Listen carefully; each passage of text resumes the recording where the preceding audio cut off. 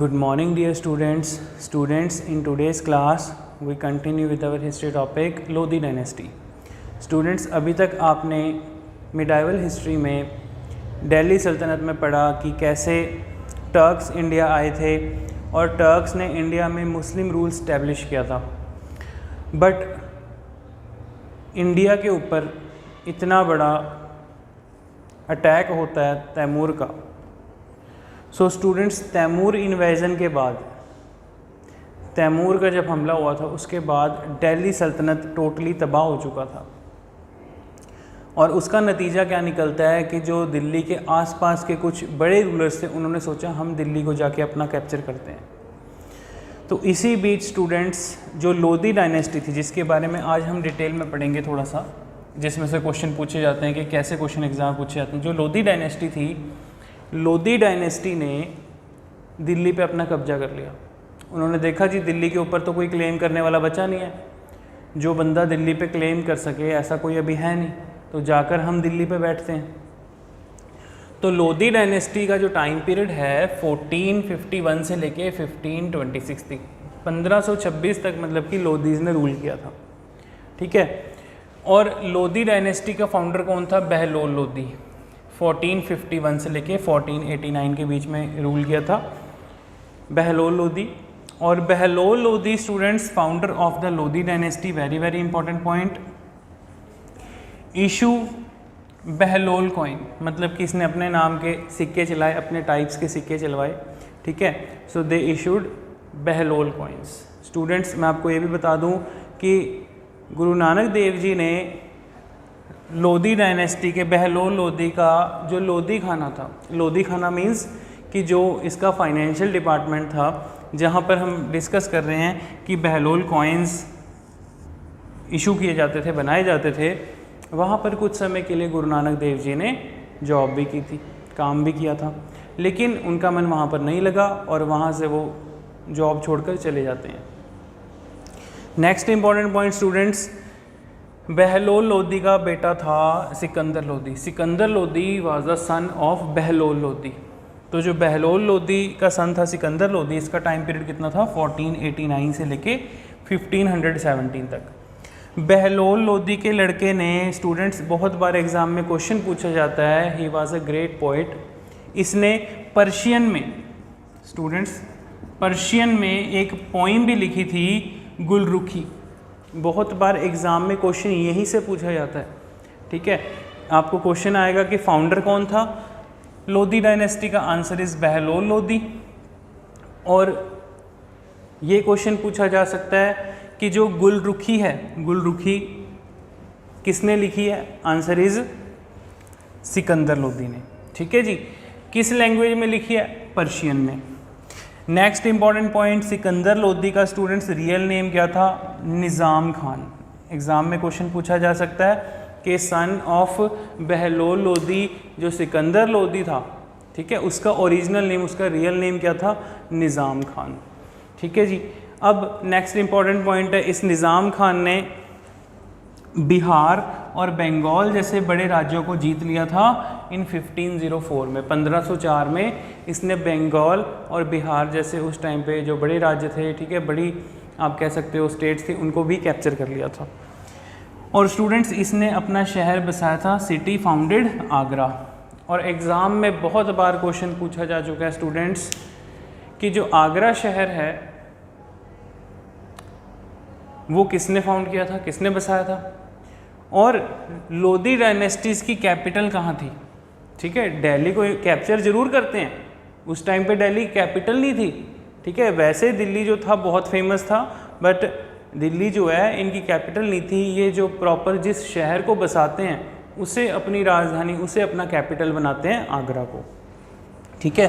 तो I hope students आपको समझ में आ गया होगा. बहुत सारे हमने इंपॉर्टेंट पॉइंट्स अभी डिस्कस किए हैं. ठीक है. टेक योर टाइम, इन पॉइंट्स को अच्छी तरह देखो, इनको नोट डाउन कर लो. ठीक है.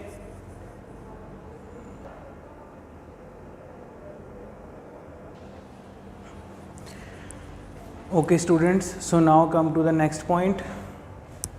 स्टूडेंट्स, इब्राहिम लोधी. इब्राहिम लोधी जो था students, last ruler of Lodhi dynasty. Ibrahim Lodhi जो था वो आखिरी शासक था इब्राहिम लोधी का, लोधी डायनेस्टी का, ठीक है जी। और उसका टाइम पीरियड कितना था, 1517 से लेके 1526, 1517 से लेके 1526 तक। अब जो इब्राहिम लोधी था एक ऐसा रूलर था, जब वो राजा बनता है तो वो अपने हाथ में एब्सोल्यूट पावर ऑफ सल्तनत लेने की कोशिश करता है। Absolute power means kind of dictatorship, जैसे कि अपने बाकी और मिनिस्टर्स को, बाकी गवर्नर्स को कुछ भी नहीं पूछना, कोई ऑर्डर उनके ऊपर बिना उनको बताए जारी कर देना। तो ये सब कुछ जो है, कई बार कुछ जो गवर्नर्स थे उसके नोबल्स थे जिसके कारण कि उसके खिलाफ हो गए थे। और यही कारण बनता है जो दौलत खां लोधी था स्टूडेंट्स, उसी का कज़न, ठीक है, इब्राहिम लोधी का कज़न दौलत खां लोधी, जो पंजाब सूबे का, पंजाब प्रोविंस का गवर्नर होता है, वो बाबर को इनवाइट करता है इंडिया। वो बाबर को कहता है कि भारत आओ हमला करने के लिए और इसमें मैं तुम्हें सपोर्ट करूँगा, तुम मुझे सपोर्ट करो। इसकी हेल्प से, बाबर की हेल्प से कहता है जी मैं जो है दिल्ली सल्तनत पे बैठने की, दिल्ली पे कब्जा करने की कोशिश करूँगा और लोधी डायनेस्टी का हेड बनने की कोशिश करूँगा, ठीक है जी। तो ऐसा होता है। सो इम्पॉर्टेंट पॉइंट है कि लास्ट रूलर था लोधी डायनेस्टी का, ठीक है जी। Ibrahim Lodhi was the last ruler of Lodhi dynasty.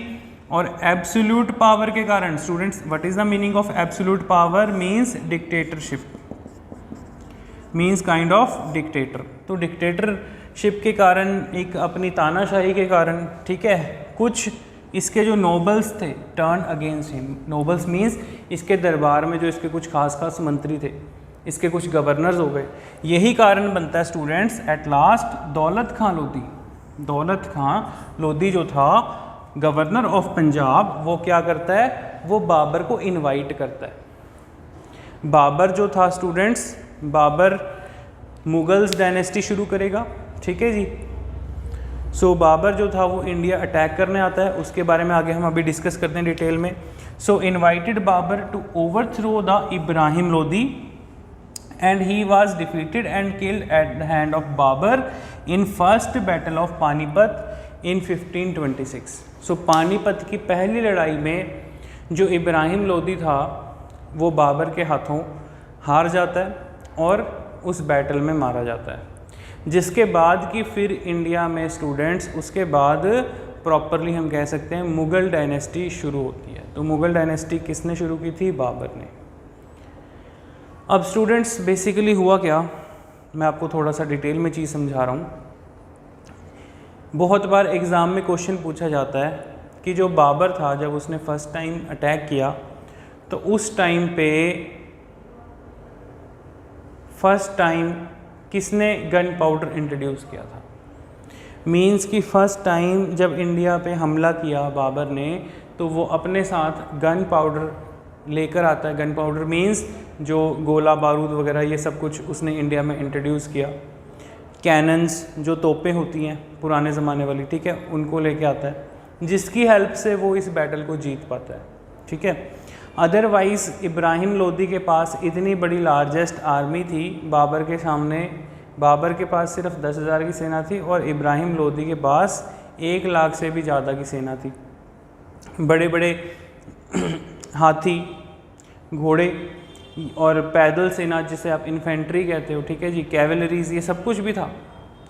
लेकिन फर्स्ट टाइम जब बाबर अटैक करने आता है, इब्राहिम लोधी को पता नहीं होता कि वो अपने साथ क्या लेकर आ रहा है। वो अपने साथ गन पाउडर लेके आता है और with the help of gun powder, with the help of cannons, वो इब्राहिम लोधी के ऊपर जब अटैक होते हैं, हमले होते हैं, जिसमें कि उसकी जो सेना थी और जो सेना के आगे जो घोड़े और हाथी की सेना चल रही थी, वो सब डर के मारे पीछे को भागना शुरू कर देते हैं। और फिर स्टूडेंट्स होता क्या है कि इब्राहिम लोधी की सारी सेना जो थी उसके ही हाथी और घोड़े अपने पैरों से कुचल देते हैं सैनिकों को, क्योंकि जानवर तो आग से भागते हैं, डरते हैं, ठीक है जी।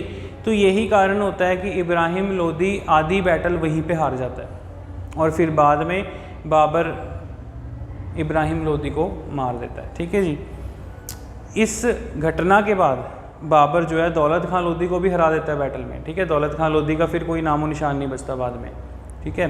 तो ये यहाँ पर लोधी डायनेस्टी समाप्त होती है और इसके बाद स्टूडेंट्स मुगल्स डायनेस्टी स्टार्ट हुई थी, ठीक है। अभी हम बाबर के बारे में डिटेल में डिस्कस करेंगे।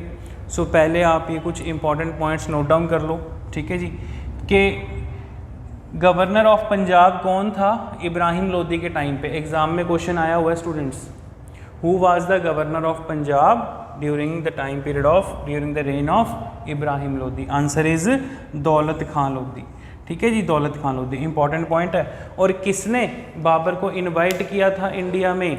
आंसर इज दौलत खान लोधी। तो ऐसे क्वेश्चन बहुत बार एग्जाम में पूछे जाते हैं। बाबर ने फर्स्ट बैटल कहाँ पर लड़ी थी? Panipat. First battle, battle of Panipat किस ईयर में हुई थी? 1526 में, ठीक है जी। So take your time, note down these points.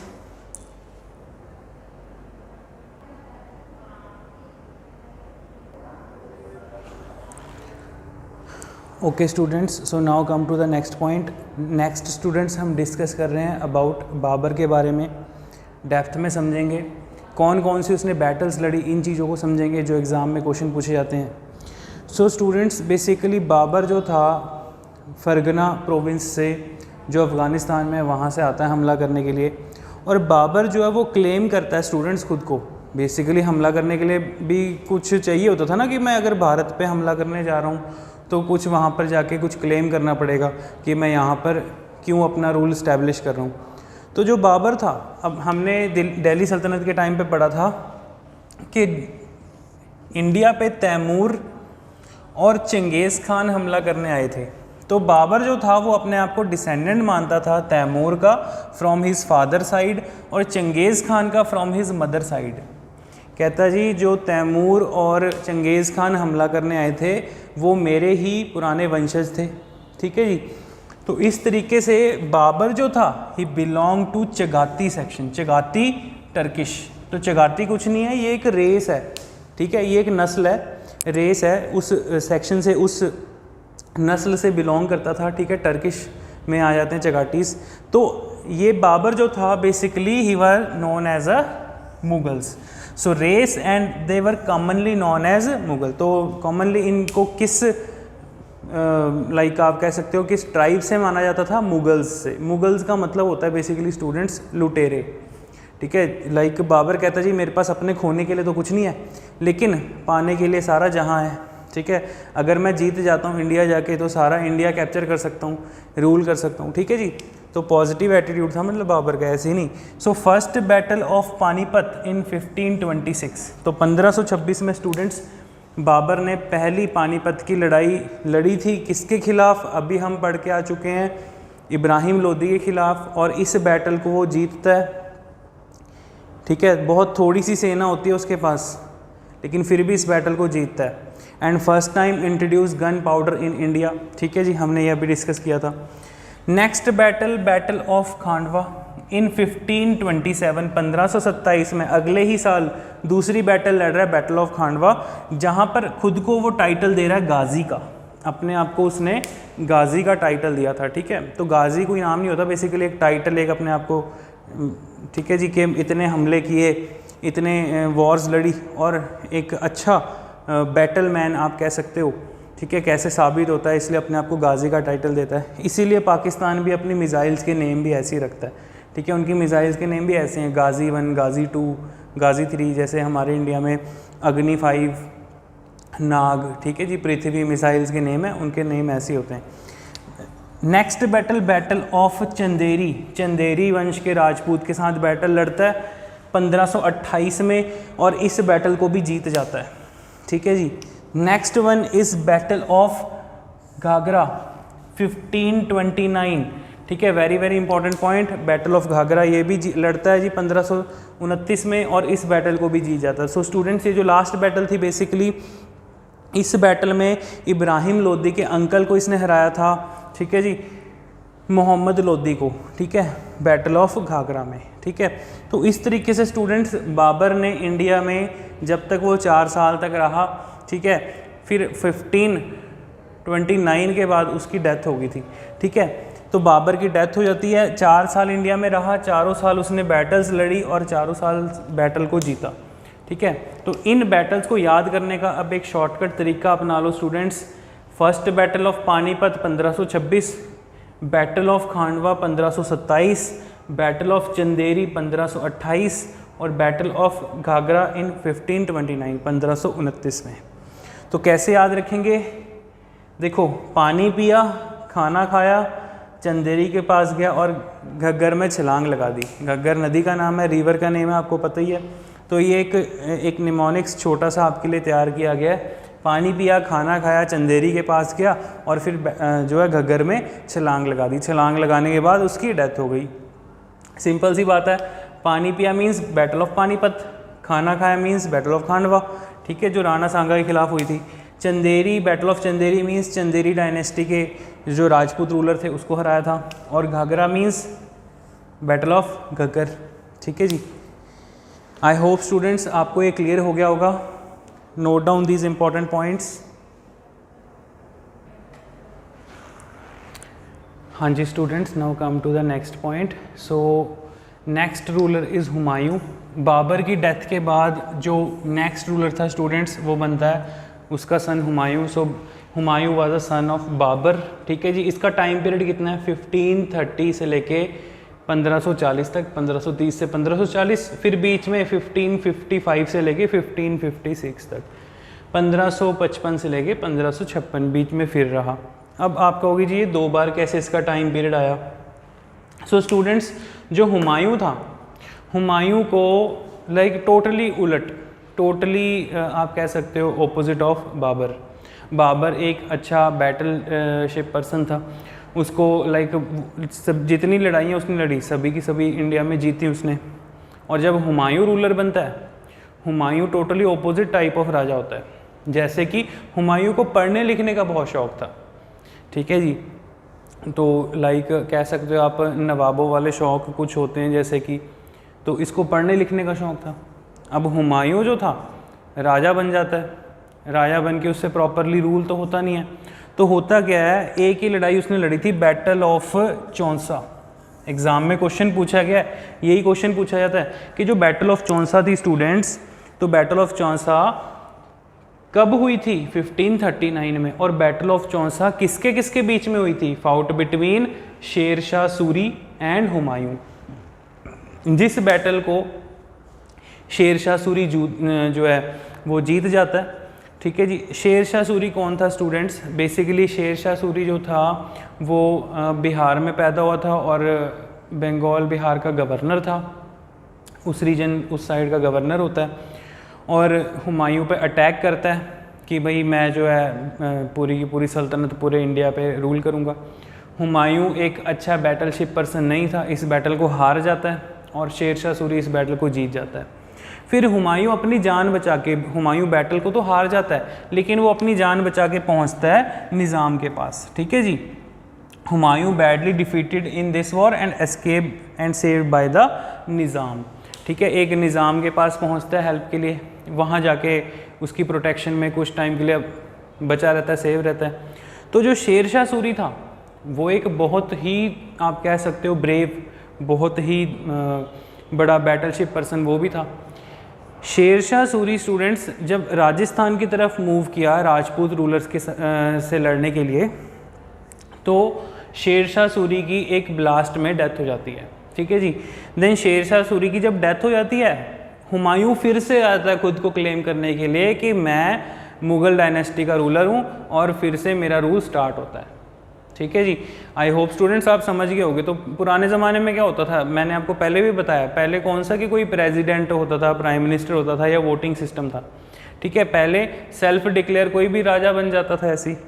तो ऐसे ही नहीं मतलब कि उसके पास उसकी प्रजा होएगी, उसको लोग जो हैं वो मानने वाले होंगे। और सेकंड थिंग, अगर हुमायूं रूलर बनता है फिर से, तो वो अपने आप को जब सेल्फ क्लेम करता है तो उस टाइम पे उसका बहुत ख़ास एक आप कह सकते हो सेनापति था बैरम खान। बैरम खान उसको सपोर्ट करता है। बैरम खान जो है बहुत वफादार उसका सेनापति होता है। और हुमायूं जब दोबारा राजा बनता है तो हुमायूं की जो डेथ हुई थी स्टूडेंट्स वो उसकी लाइब्रेरी में जो सीढ़ियाँ लगी हुई थी वो सीढ़ियों से स्लिप कर जाता है और सीढ़ियों से गिरने से उसकी डेथ हो जाती है। तो जब हुमायूं की डेथ हो जाती है तो सभी आप कह सकते हो कि सारा कार्यभार जो था, जो सारी की सारी पावर्स थी, एक किस्म से बैरम खान के पास आ गई थी। लेकिन बैरम खान ने उस पावर्स का मिसयूज़ नहीं किया, बल्कि हुमायूं का जो आगे बेटा था अकबर, उसको नेक्स्ट रूलर डिक्लेयर करता है। अगर बैरम खान चाहता तो खुद भी अपने आप को सेल्फ क्लेम करके सेल्फ डिक्लेयर कर सकता था कि अब से मैं राजा हूँ। लेकिन वो अब वही पॉइंट आ गया ना कि एक ट्रस्टेड स्लेव, तो ये एक ट्रस्टेड जनरल था, ठीक है, बहुत ही खास। तो जो बैरम खान था वो नेक्स्ट रूलर अकबर को डिक्लेयर करता है 1556 में। हाँ जी, जैसे ही कुछ रूलर्स को पता चलता है ना कि हुमायूं की डेथ हो गई है, तो आसपास के कुछ रूलर्स थे, उन्होंने सोचा कि अब हम जाके दिल्ली पे अपना कब्जा करते हैं।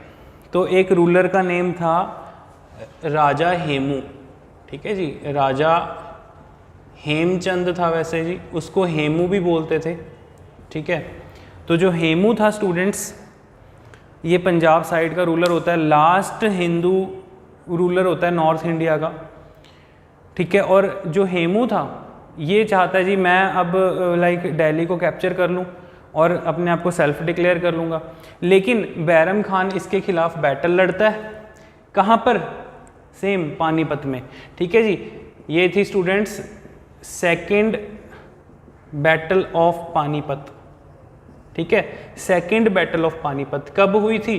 1556 में, 1556 में, ठीक है। टाइम पीरियड है ना 1555 से लेके 56 तक। तो जैसे ही हुमायूं मरा तो कुछ रूलर्स ने सोचा जी हम कैप्चर करने जाते हैं।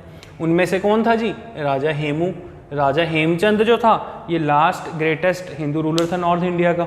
एंड फिर होता क्या है, इसके बाद Bairam Khan with the help of Akbar, ये कह सकते हो कि जो अकबर था, अकबर की तो बहुत छोटी एज थी उस टाइम पे, लगभग 11-12 साल का बच्चा होता है, अकबर को भी बैटल में लेके जाता है। स्टूडेंट्स बहुत इंटरेस्टिंग पॉइंट है, ठीक है, समझो ध्यान से।